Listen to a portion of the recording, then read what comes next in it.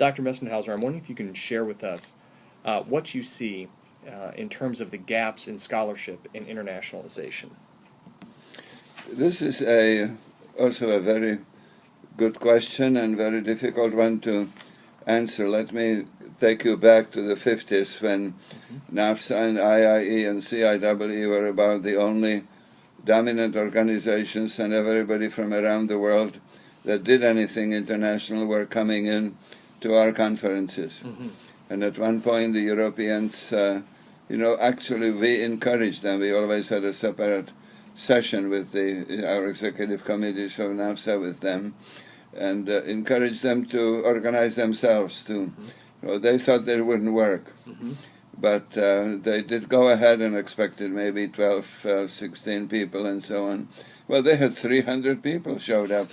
So they all of a sudden realized the same thing the Japanese did when I was in Japan. Yeah. That there was a wide interest in internationalization. And of course, they proceeded to organize regularly. They published some good stuff. I was also published by them and several different times.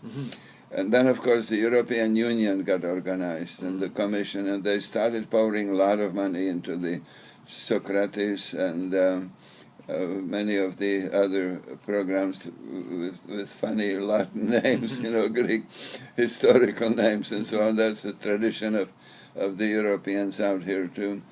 And so as a result of that, the field grew. Yeah. The last meeting of the European Association for International Education attracted something like 7,000 people, which was exceptionally unusual, but I think all of them are kind of entry-level people as such, and that is one of the difficulties out here too. So what's happening now is that you have essentially an international situation of international educators. There is a group that's called itself the Asia Pacific Group. It's a very active group organized out of Korea. China is part of that, Australia is part of that, and so on. Then you have the East Asian, the Central American one group, AMPE, it's called, Mexican group, and in South America it's mostly Argentina, Brazil, and Chile. They are very active in international education. Sure. The latest comer are the Africans.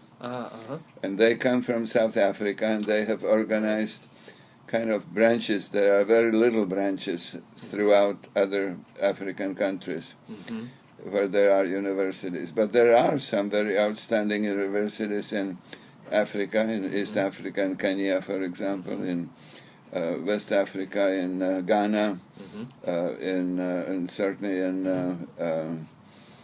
what's the country that we have, the Senegal.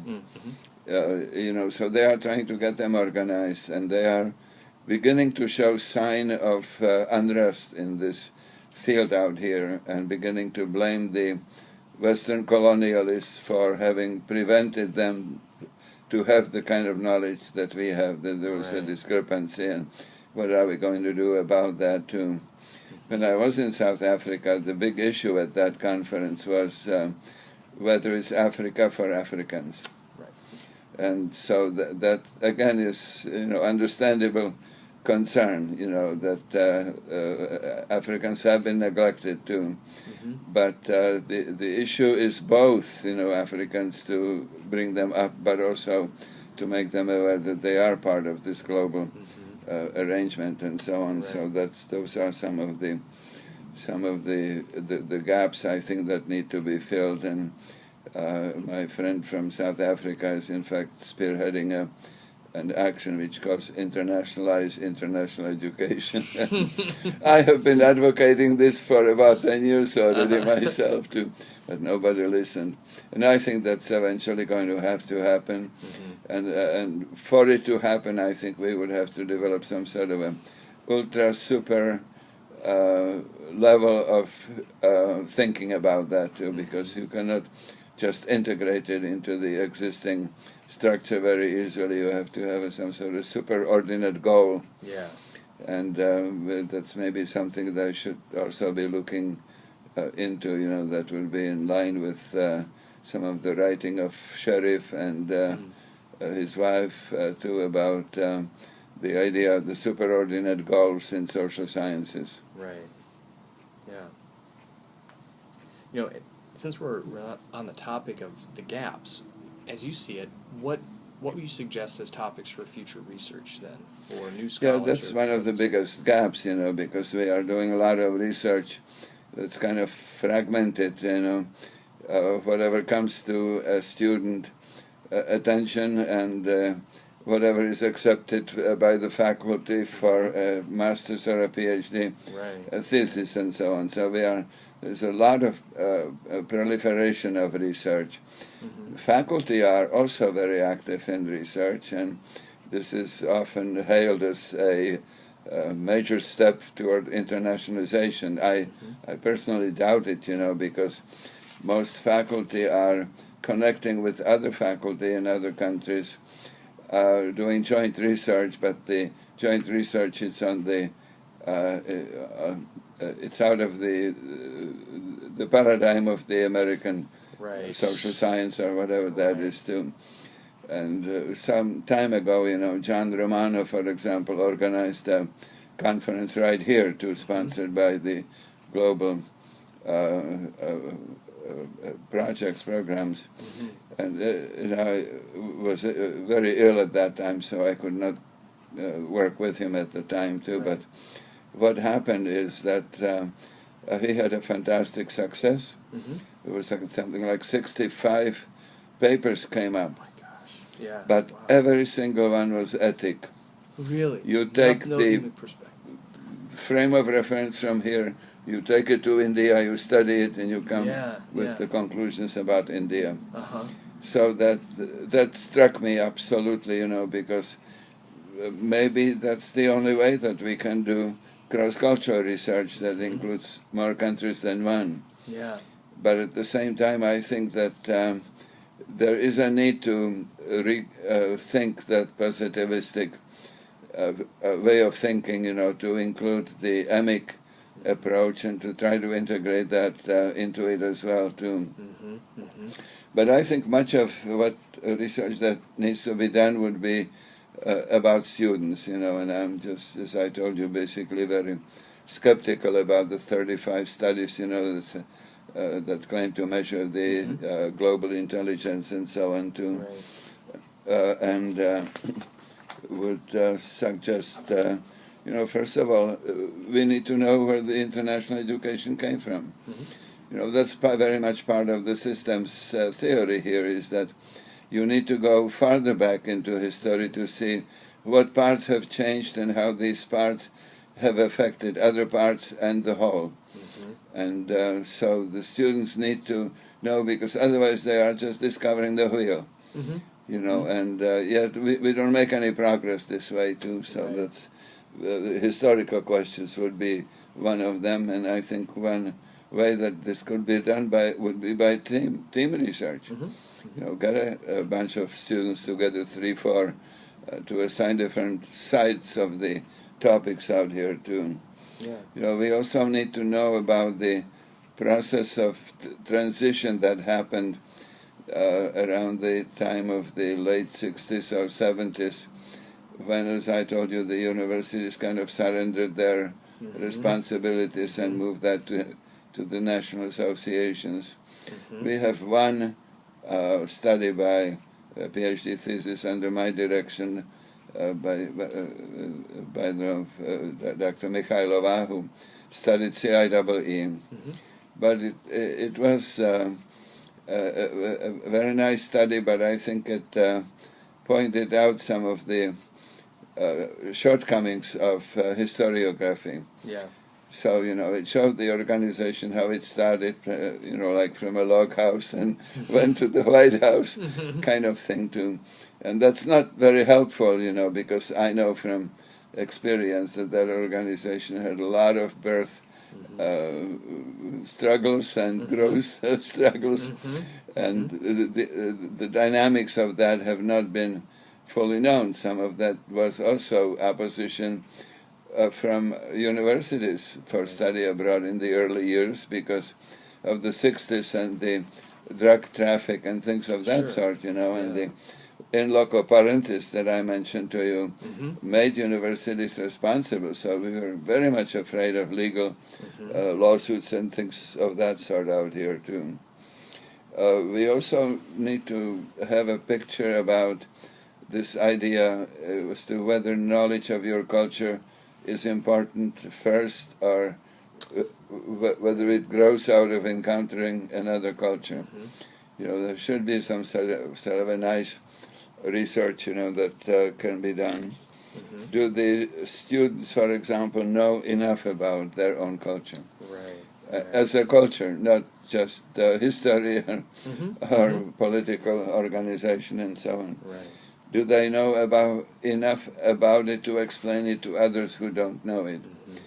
And do they know how to explain others to us? That means the same thing. Do they know enough about others to be able to explain it? And to explain it in a way that the others recognize themselves in it out here. Do they know the difference between generalization, stereotypes, and prejudice?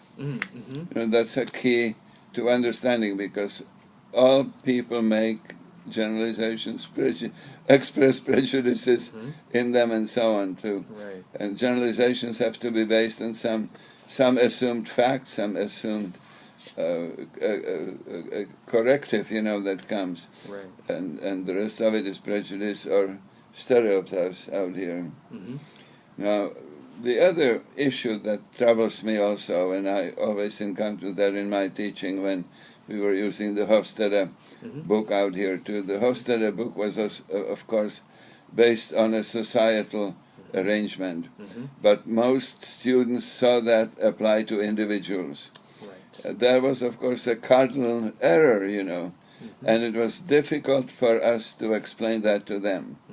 So, do they understand when you are talking about societal issue or individual issue as a variable out here? Do they know enough to judge the accuracy of information and knowledge from other countries and its utility to ourselves too? Do they know how to establish trustful relationships? Do they know how to reestablish trust if that is broken? And that is happening very often without people even knowing it. And I recall a case that was described actually by one of my former students, that a group was going to purchase some Japanese group was very interested in purchasing a part from a company in Cleveland or someplace like that. And so they invited the president to come. And the president sent the sales manager instead. And of course, they walked him into this room that everybody sat in black suits, three-piece suits, ties, and so forth. This guy showed up in what is it, like the light, kind of like a sports outfit, completely. And so then they all started giving him meishes, and he took them like this, with them. I've never even looked at them too. And so then they wanted his meish, and he started checking around for himself, and he forgot it in the car. So they had to interrupt the meeting, rushed it in, and he got his meish, and he dealt them like cards. People do. And you can. My friend was an observer there. He can see that the Japanese normally show a blank face, but that they didn't. Even then, they were clearly upset about that too.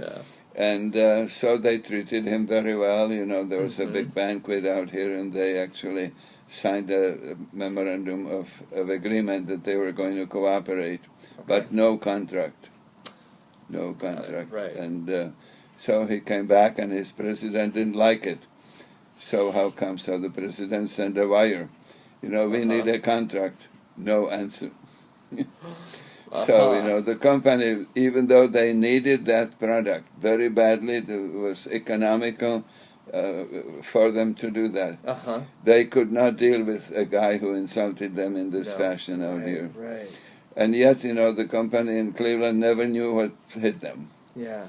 So they blamed the Japanese for not being reliable enough to deal with. Mm-hmm. So, I'm just showing this as an example, and I could give you hundreds of these from my own experience out here too. And these are questions of the trust and relationships out here. That seems to relate a little bit too, like when we talked about conflict. Yeah. And how do you rebuild it afterwards too, and the process of building, getting nations back together, peoples back together. Oh, too. indeed, yeah, exactly. Yeah. As you think about this too, I mean, any other topics for research that you would suggest as well? Well, I think it would be helpful to somehow dig into, let's say, take a single discipline and try to find out how it's taught in other countries, to identify this international dimension of it. Here is where we are missing the boat with the study abroad. We just send them with our own instructor. And what I would like to see, of course, would be to assign a task to each one of these people. This would be equivalent to essentially a laboratory kind of assignment out here. And they need to find somebody who teaches that subject, or somebody who has been taught that particular subject in the other universities, and do some comparing. Try to find out why it's being different, why it's being similar, and so on, and what students do with that kind of knowledge, what kind of a sequence of information, and so on. Because, if you had little background in cognition, this would be a very important kind of research out here too. And that would tell you then would be the beginning of how you can internationalize the disciplines. Right. I recall one time I was in Washington giving a presentation at a conference. I forgot what group that was. It was a very fancy conference, and one person came to see me afterwards. It happened to be a Professor Terekian, sociologist, who was just elected the president of the American Sociological Association. And he was very impressed by what I was saying. And so we spent quite a bit of time. We had lunch together, and then coffee in the afternoon again too, and so on. And he kind of bought into my presentation completely. And then he wrote each time a president of an organization takes office, then in the journal, there would be a letter from the president about what he plans to do. Right. And his presentation was unbelievable. He was essentially saying that international education is the solution to sociology, that the sociology was getting stale, and that this is